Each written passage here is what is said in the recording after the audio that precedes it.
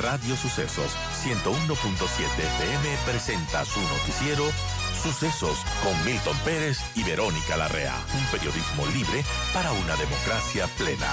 Los hechos y las opiniones de los sucesos que marcan nuestro tiempo.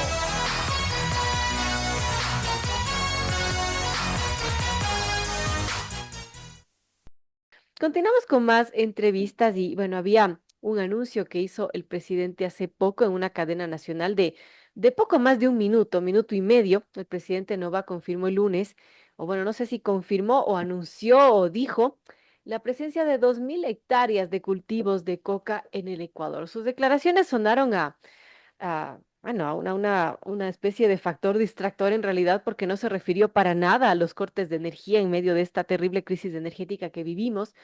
En todo caso, también sonaron a una revelación con esto, ¿no? Sin embargo, las plantaciones de coca en el país se menciona que no son nuevas. De hecho, una se registró en marzo de este año. Las Fuerzas Armadas habían anunciado en ese momento la destrucción de 10.000 plantas en la zona de Putumayo, Sucumbíos, de estos en la frontera norte. Y bueno, también el 29 de marzo el ejército había publicado la destrucción de 20.000 plantas ilícitas que se habían destruido con machete en mano. El presidente Noboa, porque muchos se preguntaron, y bueno, ¿y de dónde saca esto el presidente? Y lo cierto es que se basó en un informe geoespacial de cultivos ilícitos, un informe exploratorio que realizó la Oficina de Asuntos Internacionales de Narcóticos del Departamento de Estado de los Estados Unidos.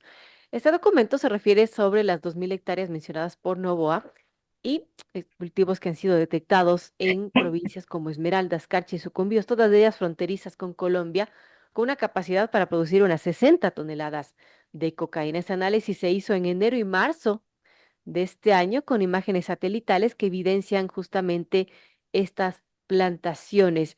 Ahora, la Embajada de Estados Unidos se ha pronunciado, hay una nota de la agencia EFE que, bueno, se acercó a preguntar a la embajada gringa de qué está hablando el presidente de Ecuador. Y bueno, ellos mencionan que se trata de este análisis exploratorio cuya finalidad es meramente informativa, pero que no contiene conclusiones definitivas y mucho menos recomendaciones específicas.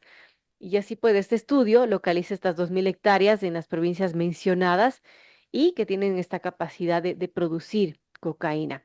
Bueno, fue un mensaje que realmente sorprendió. En todo caso, es preocupante si es que el Ecuador estaría pasando de ser un país de paso de estas ilícitas a ser productor de estas sustancias ilícitas. Estamos con Diego Pérez, docente del IAEN, muy conocedor de este tema y bueno, nos puede dar un poco de luces de lo que podríamos esperar con este anuncio. Mencionamos que no es algo nuevo, sin embargo, sí es preocupante que esto se esté dando en nuestro país, en las zonas fronterizas. Gracias, Diego, bienvenido. Y bueno, ¿qué nos puede mencionar de lo que dijo el lunes el presidente y que sorprendió a todos con esta cadena nacional? Gracias y bienvenido. Muchas gracias, Verónica. Buenos días. Sí, efectivamente, este es un informe y usted lo mencionó con claridad, retomó lo que dijo la embajada, que es un informe exploratorio, ¿no? Y creo que esto no es un dato menor en ninguno de los dos sentidos. Digo, el informe concluye mencionando la falta de información oficial que existe en el Ecuador, ¿sí? Por lo tanto pide que se realice un informe de monitoreo de cultivos ilícitos. Y efectivamente, este informe, si uno lo lee con detenimiento, va a encontrar que utiliza siempre el potencial, ¿no? Dice, habrían 2.000 hectáreas, se podrían encontrar rastros de que se estarían produciendo 61 toneladas, pero los datos que tenemos en este momento no nos permiten determinar eso y por lo tanto se pide que se haga este informe de monitoreo de cultivos ilícitos de hoja de coca, ¿no? Y por el otro lado, vuelve con, digamos, con la recomendación estándar de optimizar los mecanismos de control en las vías de acceso a las zonas de cultivo, a las presuntas zonas de cultivo, para garantizar de alguna manera un control más eficiente, más contundente, ¿no? Pero lo que me parece que, y esto es, digamos, evidente y casi inevitable, es que cualquier tipo de información termina siendo utilizada políticamente y en este caso no ha sido distinto. Hay una utilización política de esta información.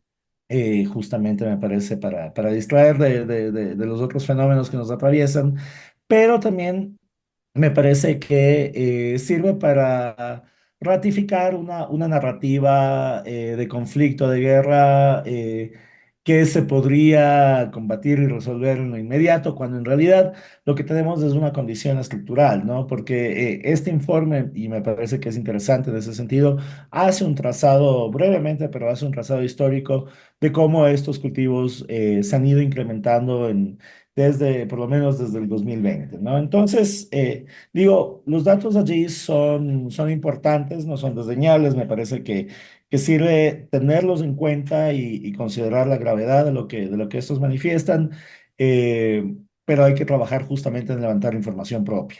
Así es. Bueno, en todo caso, pese a que se usa como un distractor, se puede pensar aquello, no deja de ser preocupante, Diego, que nuestro país podría estar cambiando de estatus, ¿no? Y de ser de un país de acopio, de paso de la cocaína o de otras sustancias ilícitas, se convierte en un país productor. Esto nos da cuenta que al menos estas bandas internacionales están buscando territorio para cultivar.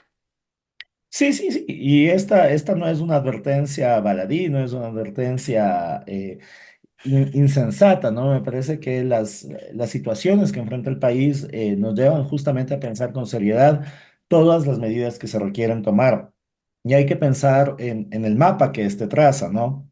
Este informe traza un mapa en la zona de frontera, menciona las dificultades, las debilidades que existen en el control fronterizo, pero además menciona ciertas estrategias insuficientes para el control del tráfico fronterizo, ¿no? Habla de que los controles se hacen recién después de los 10 kilómetros de la zona de frontera, que hay espacios porosos, en definitiva. Me parece que es una advertencia gravísima que se hace, sobre la cual hay que tomar cartas, hay que trabajar, pero como yo menciono, siempre me parece que esto hay que trabajarlo desde una perspectiva de más largo plazo, es decir, no centrarnos solamente en atender la coyuntura y entonces sale el informe hoy, mañana sale el jefe del comando conjunto a decir, sí, efectivamente hemos destrozado 2,5 hectáreas, me parece que dice, y listo, pasamos al siguiente ciclo de noticias, ¿no? Me parece que se necesita ahí una acción consistente, continuada, independientemente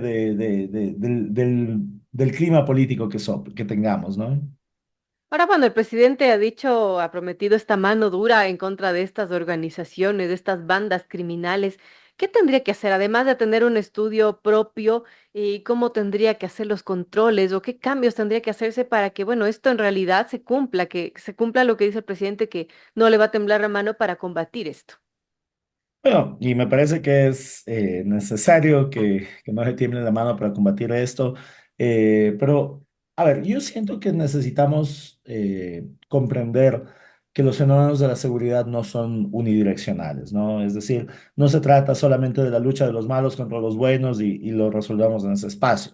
Es de eso sí, pero también, y esto lo hemos hablado varias veces, hay una serie de dificultades sociales que generan grandes incentivos para los cultivos ilícitos, ¿no? Digo, plantar una hectárea de yuca o de plátano versus plantar una hectárea de hoja de coca, los rendimientos son incomparables, ¿no? Entonces, hay un problema económico allí, hay un problema social y hay un problema de las posibilidades efectivas que la gente puede tener de supervivencia en entornos donde estas economías criminales eh, alimentan no solamente ese espacio del cultivo, sino que alimentan otros ámbitos de la economía nacional. Y entonces allí es necesario entender y pensar que las acciones frente al crimen organizado tienen que ser más complejas, tienen que atender la parte económica, tienen que atender la parte social y obviamente la parte de seguridad de partida, ¿no? Bueno, lo importante, amigos, son las 8 en punto. Dialogamos con Diego Pérez, docente del IAEN, este anuncio sorpresivo que hizo el presidente de estos cultivos ilícitos de cocaína, unos 2000 hectáreas que, bueno, ha dicho hay que combatir. Es preocupante en todo caso, más allá de si se trata de un distractor o no, es preocupante lo que está pasando en el país que al momento es considerado como el tercero, si no estoy mal, en el mundo que más drogas decomisa, solo por detrás de Colombia y los Estados Unidos, con unas 200 toneladas anuales de estupefacientes que se incautan en cada uno de los últimos 3 años, una cifra que, por cierto, ya superó este 2024. Y bueno, ¿qué podríamos esperar de con esto, no? Porque también el hecho de que se incaute cada vez más y más droga hace pensar que, bueno, lo que se incauta es una mínima parte para lo que realmente está pasando. Sí, efectivamente, los estudios suelen mencionar que por cada tonelada incautada entre 3 y 5 pasaron de largo, ¿no? Y claro, un mayor número de incautaciones habla bien de la acción policial, habla bien de cómo las instituciones están trabajando frente a eso. A mí me parece que allí también necesitamos quizás darle un giro hacia lo positivo y entender que hay acciones positivas. Pero también, obviamente, hay que ver con preocupación que si es que cada vez se incauta más, cada vez pasa más, ¿no? Y en ese sentido, necesitamos preocuparnos por cómo desincentivar esto, aún considerando las condiciones geográficas, geopolíticas privilegiadas del Ecuador, ¿no? Y allí yo siento que es muy preocupante la pérdida de las capacidades de reacción regional, ¿no? Y ahí necesitamos poner una alerta y me parece que regionalmente se necesita poner una alerta porque este no es un fenómeno solamente del Ecuador, es un fenómeno global que tiene grandes impactos regionales y obviamente grandes impactos locales, ¿no? Entonces, todo lo que el Ecuador pueda hacer, así esté en la línea correcta, así esté trabajando muy contundentemente, todo esto va a ser insuficiente si es que regionalmente no logramos articular algún tipo de reacción, ¿no? Y allí se necesita fortalecer el vínculo con Colombia, fortalecer el vínculo con Perú, por lo menos, más el vínculo que tenemos con los Estados Unidos y se necesita trabajar en conjunto, ¿no? Luego están todo el eje centroamericano. Hay que recordar que la droga va generalmente del Ecuador a Centroamérica, a México, y allí tenemos un espacio complejo, y luego de allí a los Estados Unidos. Entonces, es necesario también un músculo en el espacio de las relaciones internacionales para garantizar que se articulen todos esos espacios, ¿no? Bueno, importante. Y a propósito de esto que está en discusión, Diego, ¿cómo le parece a usted la posibilidad de que vuelvan las bases militares extranjeras a nuestro país? Si bien es un tema que todavía faltaría resolver porque recién la Corte Constitucional le dio la bala al presidente, el presidente tendrá que enviar su propuesta al legislativo, quien tendrá hasta unos 120 días para debatir, elaborar las preguntas para un referéndum, y claro, después tendrá que darse el referéndum, que quizás coincida para una segunda vuelta si es que la hay. En todo caso, si es que es una posibilidad, ¿cree que esto ayude para combatir esta situación que estamos viviendo con el paso de las drogas, las incautaciones de drogas y la presencia de bandas criminales? A ver, me parece que no podemos ser fundamentalistas del sí o del no, ¿no? Creo que hay ventajas obvias, digo, va a ser un gran elemento disuasivo la presencia de estas bases militares estadounidenses en el Ecuador en particular.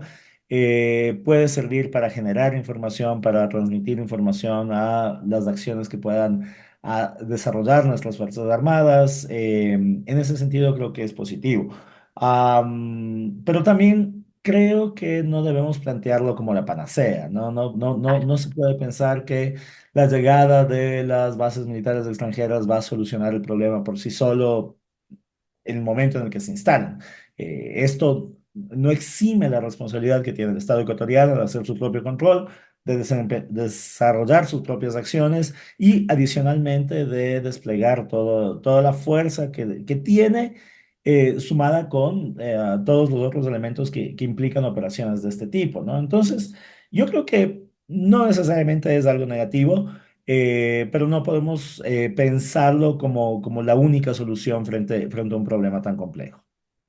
Así es, y bueno, tomando en cuenta también que no existe al menos el interés del lado de los Estados Unidos, al menos de tener una base nuevamente. Gracias a Diego Pérez, docente del IAN, hemos hablado sobre temas de seguridad, sobre este tema de que el Ecuador podría estar cambiando de estatus y pasar de un país que ahora tiene la presencia de estas bandas criminales y que estarían cultivando ya la coca en nuestro país. Bueno, muy grave, estaremos pendientes de lo que suceda más allá de si esto fue una cortina de humo, un distractor o no, pero en todo caso hay que tomar el tema con la seriedad que merece. Gracias, Diego, nuevamente por estar con nosotros.